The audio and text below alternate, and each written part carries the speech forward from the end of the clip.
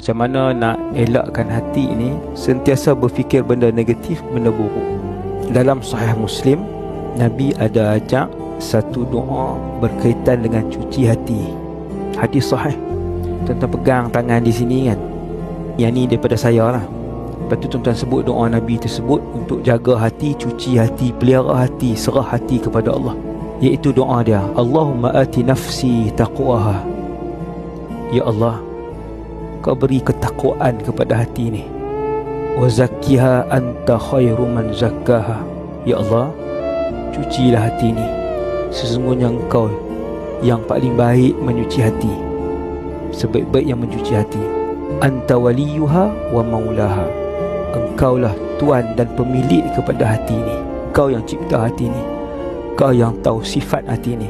Kita serah hati kita kepada Allah. Kita minta Allah cuci. Kita minta Allah bagi takwa ke hati kita. Kemudian kita serah hati ni kepada Allah.